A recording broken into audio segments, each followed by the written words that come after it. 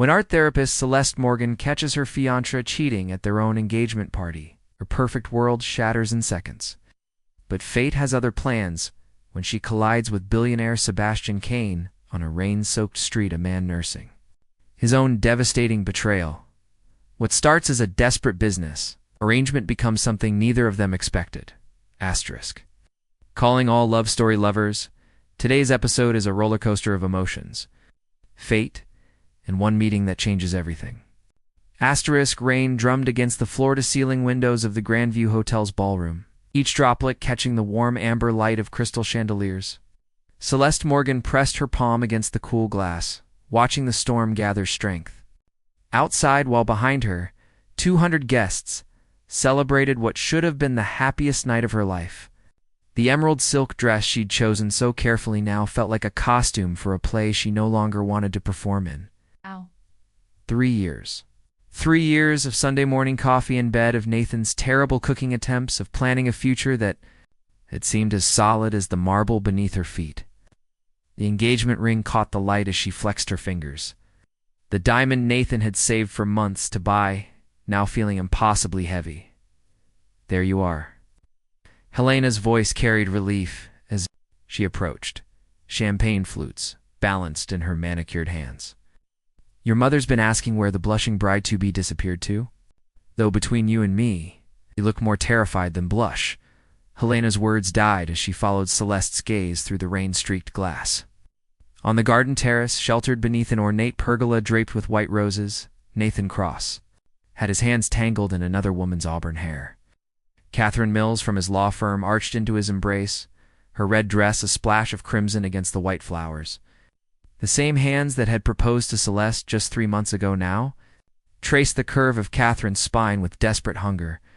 The champagne flute slipped from Celeste's numb fingers, crystal exploding against marble in a sound that seemed to echo through her ribcage. Several guests turned, but she couldn't look away from the terrace. Nathan's mouth moved against Catherine's neck, the same spot he used to kiss when Celeste couldn't sleep after particularly difficult days at the children's hospital. Celeste. Helena's voice sounded distant, underwater. We need to get you out of here. But Celeste was already moving, pushing through clusters of family friends who'd driven hours to celebrate her happiness. The murmur of conversation felt like static. Someone called her name. Her father's concerned voice. Her mother's sharp intake of breath as she realized something was wrong. Nathan's voice cut through the noise. Celeste, wait. Let me explain. She spun around in the hotel lobby, rain from the open doors misting across her face. Nathan stood 10 feet away, his tie askew, lipstick smudged across his collar like evidence of a crime.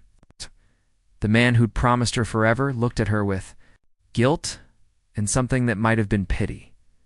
Explain what? The words came out steadier than she felt. That you've been sleeping with her while planning our wedding? That everything we built was a lie? It's not what you think. Catherine and I, we have history. Before you. I thought I was over her, but when she came back to the firm, stop. Celeste held up her hand, surprised by her own calm. 3 years. Of believing she knew someone completely, and this stranger stood before her making excuses. Just stop. She turned and walked into the storm. The rain hit her like a physical blow, instantly soaking through the silk dress that had cost her 2 months' salary. Her carefully styled hair plastered against her skull as she ran blindly down Fifth Avenue, heels clicking against wet pavement in a rhythm that matched her fractured heartbeat. She didn't see the man stepping out of the black Bentley until she collided with his chest. Strong arms caught her before she could fall, and she found herself staring up into eyes the color of storm clouds. Dark hair, sharp jawline, expensive suit that couldn't hide the tension radiating from his tall frame. A stranger who looked as destroyed as she felt. I'm sorry, she gasped, trying to step back, but his hands remained steady on her arms. You hurt? His voice carried an accent she couldn't place, cultured but with rough edges. Everything's ruined. The words tumbled out before she could stop them. My whole life is ruined. Something shifted in his expression, recognition flickering across features that belonged in a boardroom or on magazine covers. Bad night? The worst. She wiped rain and tears from her cheeks. I just caught my fiancé cheating. At our engagement. Party? Cheating fiancés? His mouth twisted into something that wasn't quite a smile. Popular choice tonight, it seems. Before she could ask what he meant, he was speaking again, his words measured and deliberate. What's your name, Celeste? Morgan. Sebastian Cain. He studied her face with the intensity of someone solving a complex equation. Celeste, I know this will sound insane, but I have a proposition for you. The rain continued to fall around them, turning the city into something liquid and dreamlike. In the distance, sirens wailed, and neon signs painted the wet streets in electric blues and reds. Standing there with this stranger whose eyes held secrets she recognized, Celeste felt the last pieces of her old life washing away with the storm. What kind of proposition? Sebastian's penthouse apartment overlooked Central Park, like a throne room surveying its kingdom. Floor-to-ceiling windows offered a panoramic view of the city's glittering lights. Celeste barely noticed the luxury surrounding her. She sat, curled in a leather chair that probably cost more than her annual salary, wearing Sebastian's oversized shirt and sweatpants while her ruined dress hung in his guest bathroom. The coffee in her hands had grown cold as Sebastian outlined his proposal, his voice as methodical as a business presentation, yet there was something wild in his eyes, something that suggested this wasn't as calculated as he pretended. 1 year, he repeated, settling into the chair across from her. A marriage contract. You'd live here, attend social functions, convince my family and business associates that I've settled down with someone, ... suitable. Suitable. The word tasted bitter. What makes you think I'm suitable for anything right now? You're not from my world. Sebastian's gaze swept over her face, cataloging details like evidence. No connections to my business rivals, no ulterior motives I can't predict. Right now, you need an escape as much as I need a solution. Thunder rumbled overhead, and Sebastian moved to pour himself something amber from a crystal decanter. The expensive alcohol couldn't hide the tension in his shoulders. His hand trembled almost imperceptibly as he lifted the glass. Happened tonight? Celeste asked. Your cheating fiancé? Sebastian's jaw tightened. Victoria Sterling. We're supposed to announce our engagement next week. He took a long swallow. Instead, I found her in bed with my business partner, Marcus Reed. They've been stealing clients, feeding him inside information for months. The engagement was just another way to get closer to my company's secrets. I'm sorry, don't be. Sebastian's voice turned sharp. I should have seen it. Should have realized that someone like Victoria Sterling wouldn't want someone like me without an agenda. Someone like you? Sebastian set down his glass with deliberate precision. I wasn't born to this, Celeste. 20 years ago, I was sleeping in my car and stealing food. Built my company from nothing, clawed my way up until I could afford to. Forget where I came from. But people like Victoria, like her family, they never let you forget you don't belong. The confession hung between them, raw and unexpected. Celeste studied his profile, seeing past the expensive clothes and polished veneer to something harder underneath. You have a daughter, she said, remembering his earlier mention. Sebastian's entire demeanor shifted, walls slamming back into place. Emma. She's 7. Her mother died in childbirth. His voice softened. She's been asking when she'll have a new mommy. Victoria seemed perfect for that role. Refined, educated, from the right background. But Emma didn't like. Her children have instincts about people. Sebastian turned to face her fully. She'd hide when Victoria came over. Wouldn't talk to her. I thought she just needed time to adjust. Celeste thought about the children at the hospital, how they could sense authenticity in ways adults had forgotten. Kids know when someone's pretending. Yes. Sebastian moved closer, his presence overwhelming in the dim lighting, which is why this arrangement could work. You work with children. Emma would trust you. It's not like Victoria. You have nothing to gain by destroying me. The offer was insane. Marriage to a stranger, a world she didn't understand, playing a role that could consume her completely. But the alternative was returning to her small apartment, 2 concerned phone calls and pitying looks, to rebuilding her life from the ashes Nathan had left behind. "What do you get out of this?" she asked. "My mother stops matchmaking. My competitors stop seeing me as emotionally unstable. Emma gets someone who might actually care about her well-being." Sebastian's eyes met hers. "And I get 1 year to figure out how to trust anyone again. And what do I get? Financial security, access to resources that could help your work at the hospital, a chance to disappear from your old life completely." Sebastian leaned forward. "And maybe the space to figure out who you are when you're not trying to be what someone else wants." The words hit deeper than she expected. Long had she been molding herself to fit Nathan's vision of the perfect girlfriend. Quiet, supportive, never asking for too much, never pushing too hard. She'd made herself small to make room for his ambitions. "There would be conditions," Sebastian continued. "Physical boundaries would be respected, absolutely. This is business. Nothing more? Public appearances only when necessary. You'd have complete privacy otherwise. And Emma, that's up to you and her. I won't force a relationship, but I won't forbid one either." Celeste stood and walked to the windows, watching the storm rage over the city. In the glass's reflection, she saw herself as she truly was, battled, heartbroken, clinging to the remnants of a life that had never really been hers. Behind her reflection, Sebastian waited with the patience of someone accustomed to high-stakes negotiations. "The prenup would be ironclad," she said without turning around. "Of course. And after the year, clean break, amicable divorce. Keep whatever assets were acquired during the marriage." She pressed her palm against the cool glass, leaving a handprint that immediately began to fade. "Why me, Sebastian? You could have propositioned any woman in that hotel lobby because you looked as broken as I felt."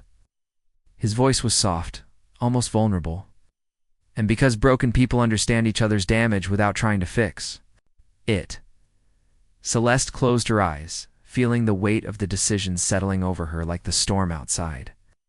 When she opened them, Sebastian's reflection stood directly behind hers, close enough that she could feel his warmth. "I say yes," she whispered. "There's no going back." "No," he agreed. "There isn't." She turned to face him, and the space between them crackled with something dangerous, something that had nothing to do with business contracts, and everything to do with the way he was looking at her, like she might be his salvation. "1 year," she said. "1 year." But as Sebastian extended his hand to shake on their devil's bargain, Celeste couldn't shake the feeling that 1 year might be either far too long or not nearly enough time at all. 3 weeks into her new life, Celeste stood in Sebastian's walk. Kinkloswich was larger than her entire former apartment, staring at a wall of designer dresses she still couldn't believe belonged to her. The personal shopper Sebastian had hired had transformed her into someone she barely recognized. Someone who could move seamlessly through charity galas and board meetings without raising suspicions. "Daddy said, you're going to be my new mommy." The small voice from the doorway made Celeste's heart clench. Emma Cain sat cross-legged on the Persian rug, dark hair falling in waves around a face that was pure Sebastian in miniature, except for eyes that held a wisdom no 7-year-old should possess. "Is that what you want?" Celeste sat down on the rug beside her, abandoning the navy cocktail dress she'd been considering for tonight's company dinner. Emma shrugged, a gesture so like her father it was almost comical. "Victoria used to tell me I was too loud. She said proper little girls should be seen and not heard. That's ridiculous. Little girls should be heard loud and clear." Celeste smiled. "What do you want to be heard saying?" "I want to paint like you do with the sick kids. And I want a dog. A really big one that can sleep on my bed and protect me from monsters." "Have you told your daddy about the monsters?" Emma's eyes widened. "He has bigger monsters to fight. He looks tired all the time now." The innocent observation cut deeper than it should have. Celeste had noticed the shadows under Sebastian's eyes, the way he stared out his office windows like he was fighting battles no one else could see. Their arrangement was supposed to be simple public appearances, shared living space, mutual benefit. But living with Sebastian was revealing layers she hadn't expected to find. "Maybe we could paint something together," Celeste offered. "And talk to your daddy about the dog." Emma's face lit up like Christmas morning. "Really? You'd do that?" Before Celeste could answer, Sebastian's voice carried down the hallway. Emma, leave Celeste alone. She needs to get ready. It's fine, Celeste called back. But Emma was already scrambling to her feet. Daddy doesn't like it when I bother people, Emma whispered, and disappeared as quickly as she'd appeared. An hour later, Celeste found herself in the back of Sebastian's Bentley. Her reflection in the tinted windows showing someone who looked like she belonged in this world. The navy dress fit perfectly, the jewelry was understated but expensive, and the stylist had tamed her hair into an elegant updo that made her neck look longer than it actually was. You look nervous, Sebastian observed, not looking up from his tablet. I am nervous. Your business associates are going to see right through this charade. No, they won't. Sebastian finally met her eyes.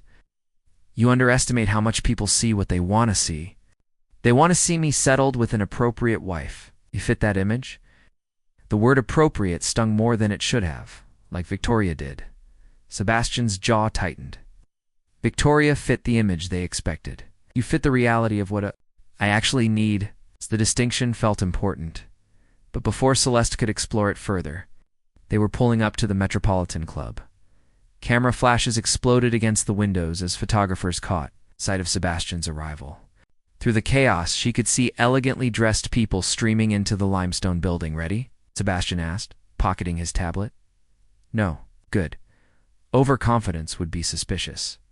His hand found hers as they stepped out of the car, warm and surprisingly steady. The photographers shouted questions. But Sebastian ignored them with the practiced ease of someone who'd learned to treat media. Tension like weather unpleasant but inevitable. Inside, the club's dining room buzzed with conversation that paused, noticeably as they entered. Celeste felt dozens of eyes evaluating her, measuring her against some invisible standard she didn't fully understand. Sebastian, silver-haired man, approached with a woman who looked like she'd stepped out of a society magazine. You must introduce us to your lovely companion. Charles, Miranda, I'd like you to meet my wife, Celeste. Strange, even after 3 weeks of practice. Celeste extended her hand and smiled the way the etiquette coach had taught her. How wonderful to finally meet you, Miranda gushed, but her eyes were calculating. We were all so surprised to hear. About the wedding, so sudden, so private. We wanted something intimate, Celeste replied smoothly. Neither of us enjoys being the center of attention. How refreshing. Charles's tone suggested he found it anything but. And what is it you do, my dear? Therapist at Children's Memorial Hospital. The interest in Miranda's eyes sharpened. How noble. Though I imagine Sebastian's schedule will require you to step back from such demanding work. Actually, I plan to expand my involvement. Sebastian's been incredibly supportive of my career. She felt Sebastian's thumb brush across her knuckles, a small gesture that felt like approval. The conversation continued around them, but Celeste found herself studying the dynamics. The way information was exchanged through subtle glances and carefully chosen words. You're a natural, Sebastian murmured, as they moved toward their table. I'm terrified. Same thing, in this crowd. The dinner proceeded with mathematical precision civen courses, each paired with wine that cost more than most people's monthly. Celeste found herself seated between Sebastian and a tech mogul, who seemed more interested in her cleavage than her conversation. Across the table, a pharmaceutical heiress discussed her latest charity project with the kind of casual authority that came from never having to worry about money. It wasn't until dessert that the evening took an unexpected turn. Sebastian? A woman's voice cut through the conversation like glass breaking. How lovely to see you here. Victoria Sterling stood beside their table in a crimson dress that made her look like she was bathed in blood. Her smile was perfect, predatory, and aimed directly at Celeste. Victoria. Sebastian's voice revealed nothing, but his hand found Celeste's under the table, squeezing hard enough to bruise. I don't believe you've met my wife. No, I haven't had the pleasure. Victoria's gaze swept over Celeste with surgical precision. I've heard so much about the whirlwind romance. How unexpected. Life is full of surprises, Celeste replied, proud of how steady her voice sounded. Indeed, Victoria's smile widened. I hope you're prepared for all of Sebastian's surprises. He can be quite complicated. The words carried undertones Celeste couldn't quite decipher, but Sebastian's grip on her hand tightened. Around them, the other diners had gone quiet, sensing drama in the air like predators scenting blood. "Complicated men keep life interesting," Celeste said. Victoria laughed, a sound like breaking crystal. "Oh, my dear, you have no idea what you've gotten yourself into." She swept away as suddenly as she'd appeared, leaving tension thick enough to cut. The other diners slowly resumed their conversations, but Celeste could feel their curiosity like heat from a fire. "What did she mean?" Celeste whispered. Sebastian's expression was carved from stone. "Nothing. Victoria likes to create drama, where none exists." But his hand remained clamped around hers for the rest of the evening, and when they finally returned to the penthouse, he disappeared into his office without a word, leaving Celeste alone with questions that multiplied like shadows in the dark. The file fell open in Celeste's hands like a wound, spilling documents across Sebastian's mahogany desk. She'd only been looking for a pen to sign Emma's permission slip for a school field trip, but the folder marked Private Celeste Morgan had been impossible to ignore. Now she wished she'd never touched it. Her entire life was laid out in meticulous detail: birth certificate, school records, employment history, financial statements, medical records, photographs of her apartment, her car, even copies of text messages between her and Nathan. At the bottom of the pile, a psychological profile that dissected her personality with clinical precision. Subjects show strong nurturing instincts combined with emotional vulnerability following recent romantic betrayal. Unlikely to develop genuine attachment due to trust issues, making her ideal for temporary arrangement. Financial desperation and social isolation reduce risk of exposure. The words blurred as her hands shook. She heard footsteps in the hallway and quickly shoved the papers back into the folder, but not before catching one final document that made her blood run cold. A bank transfer receipt. $2 million, paid to Helena Brooks just days after the engagement party. "Emma's field trip form is on the kitchen counter," Sebastian said as he entered the office, but stopped when he saw her face. "What's wrong?" "You investigated me." The words came out flat, emotionless. "Before you even approached me that night, you knew everything about me." Sebastian closed the door carefully behind him. "Yes. My best friend, Helena. You paid her." "Yes." The simple confirmations hit like physical blows. Celeste gripped the edge of the desk, feeling the room spin around her. "How long?" she whispered. "How long have you been planning this?" Sebastian moved closer, but stopped when she flinched away. 3 months. Been looking for someone suitable for 3 months. And Nathan. The cheating. That was genuine. "I had nothing to do with Catherine Mills." Sebastian's voice was careful, controlled.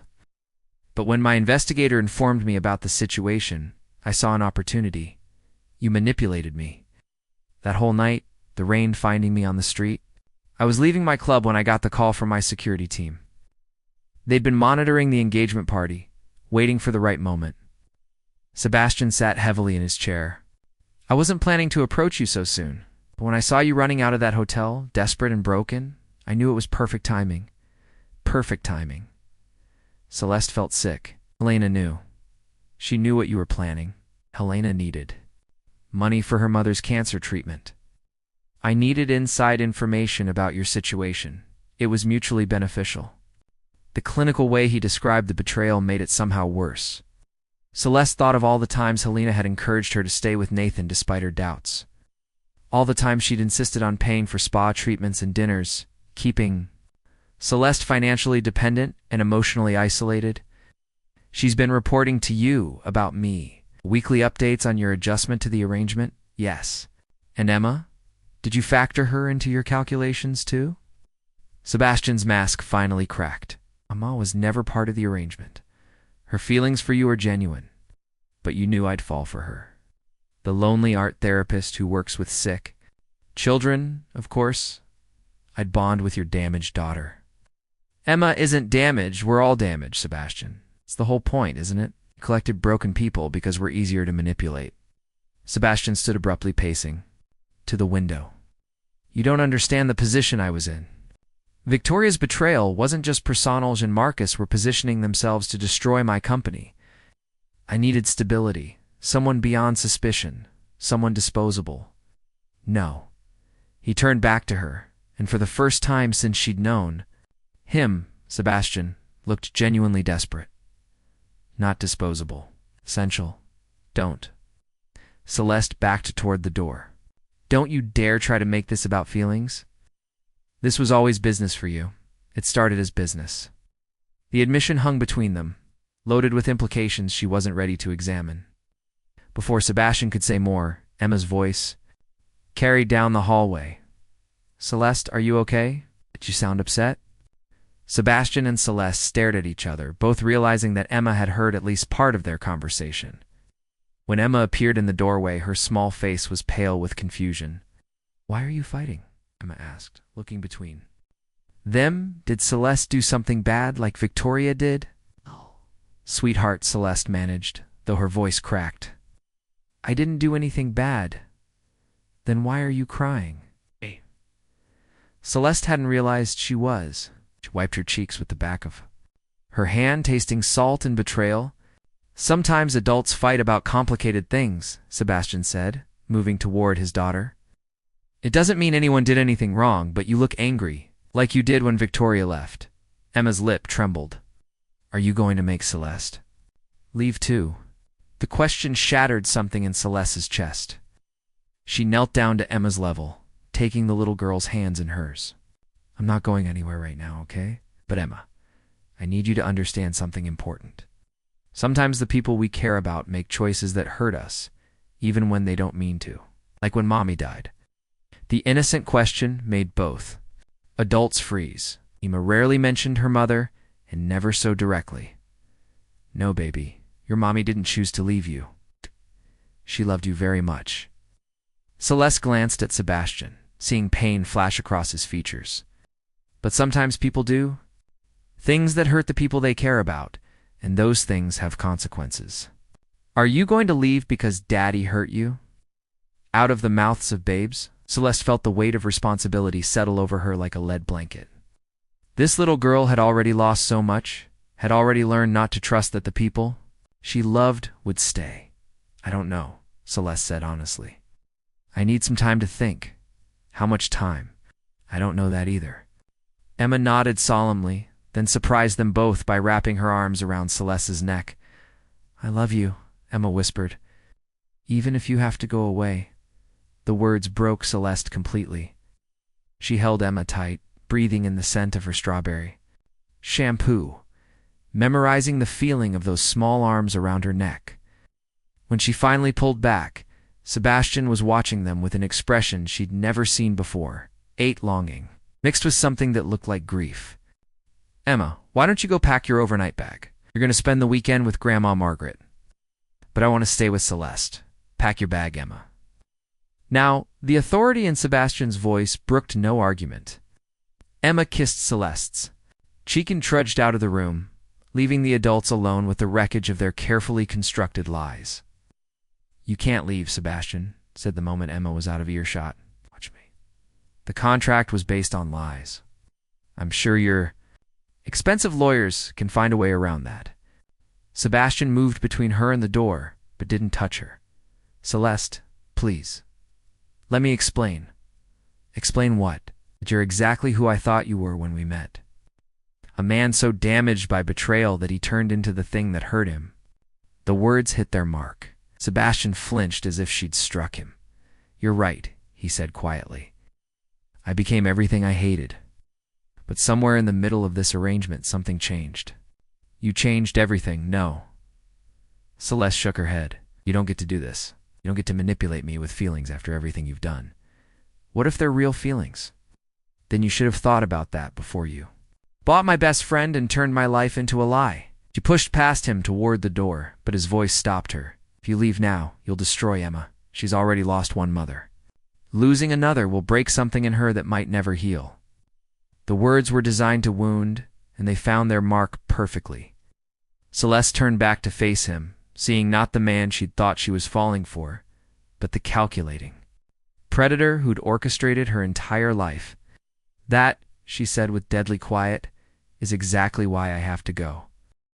6 months later, Celeste stood in her new apartment's kitchen, watching snow fall over Boston Harbor through windows that were clean but not crystal, in a space that was comfortable but not luxurious. The art therapy program she'd started at Massachusetts General was thriving, funded by an anonymous donation that she suspected came from a source she refused to acknowledge.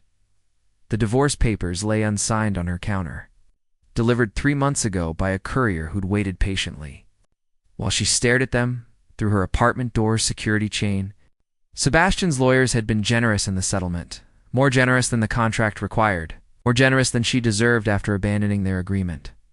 She'd kept nothing from the penthouse except the memories that refused to fade, and one small painting Emma had made during their brief time together, a family portrait done in finger paints, showing 3 figures holding hands under a rainbow.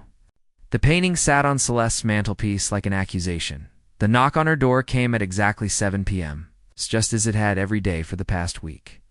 Celeste ignored it, just as she had every previous time, but tonight the knocking was different. Smaller hands. More persistent. "Celeste, I know you're in there. Daddy's driver's waiting downstairs, and he said we can wait all night if we have to."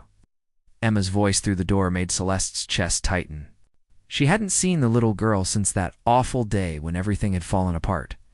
Hadn't wanted to risk making Emma's attachment issues worse by creating more instability in her life. "Please," Emma continued. "I have something important to tell you." Against her better judgment, Celeste opened the door.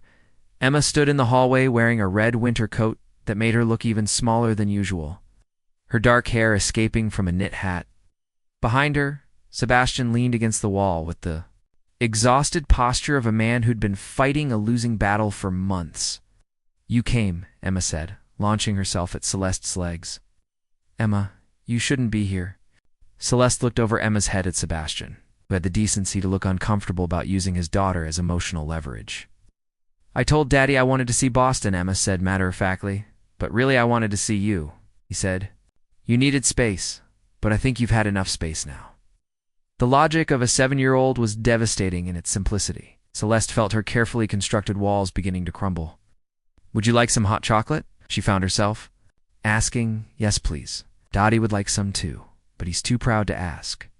Sebastian's mouth twitched at his daughter's assessment, but he remained in the hallway. "I'll wait in the car," no, Emma said firmly. "You need to come inside and tell Celeste you're sorry for being stupid. Emma, Victoria was mean to me, and she lied to you, and she stole your company's secrets. But Celeste was nice to me, and she made you smile, and she never stole anything. You were stupid to let her leave." That brutal honesty of children struck again.